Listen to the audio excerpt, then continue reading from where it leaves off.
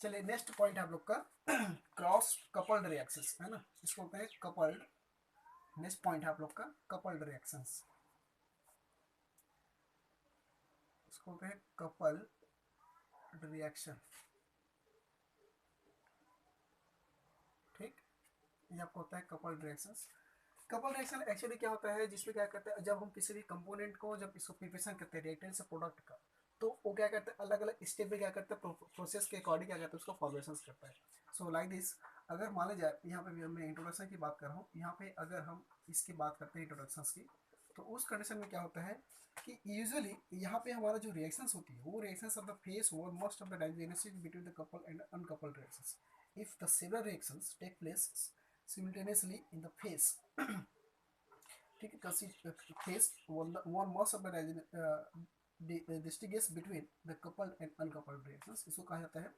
कई ऐसा similar reactions होती है जिसमें क्या करते हैं उनका जो फेस होती है वो क्या करता है रिएक्शंस के अकॉर्डिंग वो स्टेप पे क्या करता है कंडीशन पे अप्लाई करता है। जैसे कि यहाँ पे एक तक रिएक्शंस लिख रहा हूँ, ये से क्या करते हैं, ये अगर रिएक्टेंट से बी प्रोडक्ट का फॉर्मेशन करेगा नंबर वन, ठीक, और एक कंडीशन यहाँ पे दूसरा आता है, और बी से क्या करता है वो आपका जो प्रोडक्ट जो फॉर्मेशन करेगा वो सी का कार्य करता है। तो ज़्यादा सेकेंड पॉइंट, ठीक। ये अब देखिए यहाँ पे इसका कपल डायरेक्शन को पे कैसे होती है कि कपल डायरेक्शन क्या करता है, हम इस रिएक्टेंट से सी प्रोडक्ट का फॉर्मेशन जब करते हैं तो उस कंडीशन में इनके थ्रू सी को प्रोडक्शन का प्रोडक्ट जो फॉर्मेशन करना वो क्या करते हैं डायरेक्टली उसको फॉर्मेशन नहीं कर सकते। तो इस तरह जो रिएक्टेंट होता है वो कहता है आपका एक तरह से हमारा कपल नॉन कपल डायरेक्शन कहलाता है।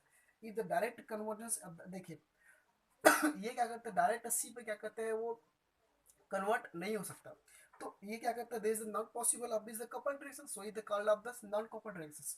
जैसे यहाँ पे मैंने लिख रहा हूँ कि अगर क्या करते हैं इफ द ये होता है आपका if the direct conversion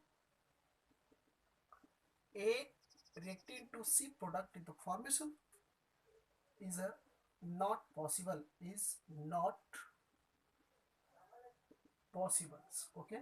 The reaction is the first and the second is the occur independently to be the be take part in the both. This reaction nature condition is a non coupled reactions. अगर यहाँ पे क्या करते हैं इसी को, है ना, ये क्या करेगा फर्स्ट जो रिएक्शन है और सेकेंड जो रिएक्शन है, ठीक है, फर्स्ट और सेकेंड जो रिएक्शंस होती है ये क्या करते हैं occurring on the independent of the reactions, है ना, इंडिपेंडेंट इंडिपेंडेंट इंडिपेंडेंट रिएक्शंस, ठीक। ये क्या करते हैं दोनों क्या करते हैं एक दूसरे पे इंडिपेंडेंट रहती है। तो इस तरह जो रिएक्शंस नेचर होती है ना, ये जो रिएक्शंस नेचर कहलाएगा, वही रिएक्शन नेचर को क्या कहते हैं इसको, this are the reaction nature is called of the non coupled, इसको कहते हैं नॉन कपल्ड रूप में कहते हैं। मतलब इसका मतलब ये हुआ कि हम लोग क्या करें फर्स्ट और सेकेंड जो प्रोसेस होती है, तो दो तरह का जो हमारे यहाँ पे प्रोसेस होती है, यहाँ पे जो प्रोडक्ट जहाँ पे फॉर्मेशन हो रहे हैं दीज आर द प्रोडक्ट, तो वो क्या करता है ये जो रिएक्टेंट से डायरेक्ट हम सी को क्या करते हैं यहाँ पे आपका डायरेक्ट उसे कन्वर्ट नहीं कर सकते। तो इस और ये क्या करते हैं जो प्रोसेस होता है ये नॉट पॉसिबिलिटी नहीं होती है इस कंडीशन में पहला और सेकेंड इक्वेशन के रूप में। और ये क्या करते हैं एक दूसरे ये जो रिएक्शन होते हैं क्या कहते हैं इंडिपेंडेंट रिएक्शन होती है नेचर का होता है, इसलिए इसको कहते हैं नॉन कपल्ड कहते हैं। बट अगर यहाँ पे if the direct convergence of the A to C is possible, अब देखिए अब पहला कंडीशन में क्या था ये नहीं पॉसिबल, ये नहीं होता था। अब इसमें अगर पॉसिबिलिटी हो तो वो किस कंडीशन में पॉसिबिलिटी होगा, if the direct convergence of A to C this third is possible is possible to first and second reactions. यही चीज में क्या होता है अगर ये क्या होता है पॉसिबल हो सकता है कि इसमें आपका लीनियरी कॉम्बाइंड, ठीक है, लीनियरी इसको होते हैं इसको कहा जाता है second first two in the first second is linearly, इसको बोलते हैं लीनियर, इसको हम इसको लीनियरी के रूप में लीनियर के फॉर्म में क्या कर सकते हैं इसको लीनियर कंबाइन के रूप में इसको हम फॉर्मेशन कर सकते हैं। कैसे लीनियर कंबाइन के रूप में इसको फॉर्मेशन करने के लिए हमको दो तरह से रिएक्शंस आ जाता है combine in the two reactions.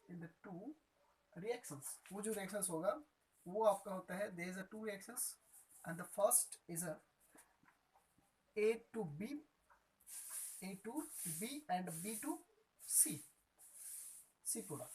तो ये जो कंडीशंस होती है ना, ये पहला ए से बी और बी से क्या बना आपका सी करता है, तो they is obtain the direct conversion reactions, this reaction is called of coupled reactions, ठीक है। और यही जो रिएक्शंस होती है वो कहलाता है आपका टू ऑप्टेंड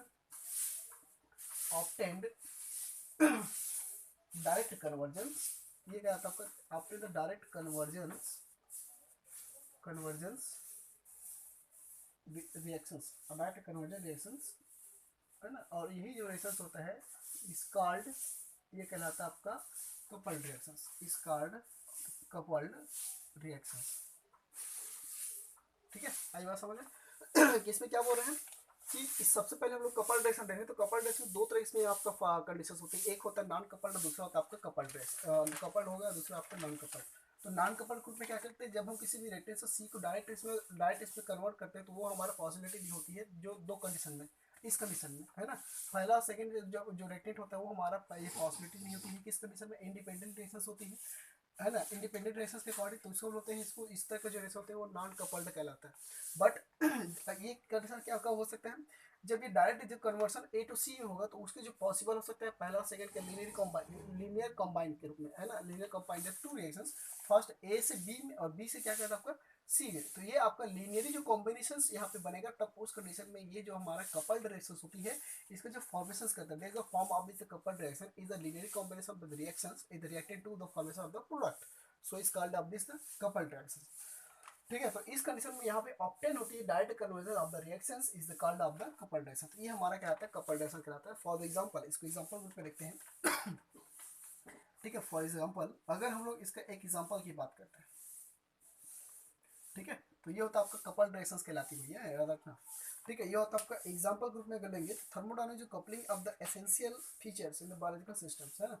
हम लोग क्या देख रहे हैं कि थर्मोडायनामिक्स बायोलॉजिकल सिस्टम में देख रहे हैं, these are the thermodynamic in biological systems, है ना। इसमें आपका बायोलॉजिकल सिस्टम, ठीक। तो उस कंडीशन में यहाँ पे जब हम लोग इसे देखते हैं तो जो इसका सिंथेसिस बनता है ना, जैसे यूरिया से आपको यूरिया से आपको प्रिपेयर करना है, तो उस कंडीशन में हम जब इसकी एग्जांपल लेंगे, ठीक है। इसकी आगे इधर बता रहा हूँ मैं इस कंडीशन में, यहाँ से देखिए, तो यहाँ पे बोलता है आपका सिंथेसिस ऑफ, इसी को आगे देता हूँ मैं, इसको होता है आपका synthesis of urea coupled urea coupled with combustion of the glucose with glucose। देखिए यहाँ पे जो सिंथेसिस देख रहे हैं वो अपने आप किसका होता है, यूरिया के कपल विथ ग्लूकोज के रूप में। तो यहाँ पे जो रिएक्शंस होती है वो पहला देख लीजिए, 2 अमोनिया NH3 2 अमोनिया प्लस यहाँ पे कार्बन डाइऑक्साइड होती है दोनों जब इसमें रिएक्शन कराते हैं तो इसका फॉर्मेशन होता है आपके यहाँ पे, इसका जो फॉर्मेशन होता है वो आपका यूरिया का फॉर्मेशन करता है।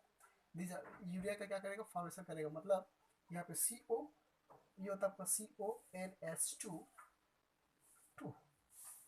ये आपका कहलाता है यूरिया, और क्या निकलेगा बाहर आपका प्लस H2 में आपके यहाँ से बाहर निकल जाती है, और इसको कहते हैं A1। इसका जो एनर्जी बिल होती है वो होता है 46.02 किलो जूल, ठीक है इसको कहते हैं कपल्ड रिएक्शंस, इसको कहा जाता है कपल्ड रिएक्शंस, ठीक।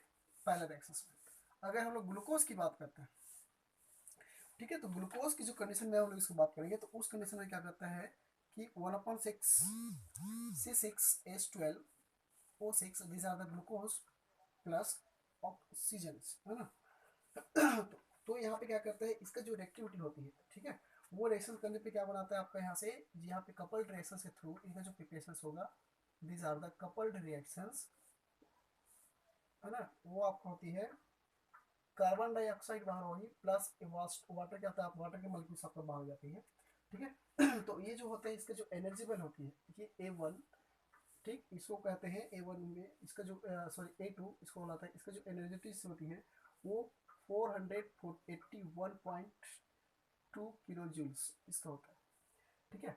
देखिए इनका जो synthesis of the urea coupled और विद ग्लूकोज होती है, तो जो यूरिया के साथ में कपल्ड करता है वो क्या बनाता है आपका, ये बनाता है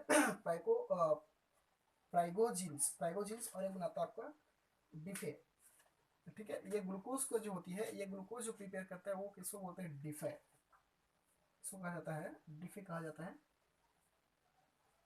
और ये जो प्रिपेयर करता है उसको बोलते हैं प्रीकोजिन्स, इसको कहते हैं प्रीगो, इसको कहा जाता है प्रीगोजिन। ठीक है, ये दोनों इस तरह से आए इसका सिंथेसिस मिलते हैं। ठीक है, तो ये होता है हमारा some examples of the coupled reactions का। दो तरह से एग्जांपल देते हैं जिसमें हमारा सिंथेसिस का फॉर्मेशन हो रही है।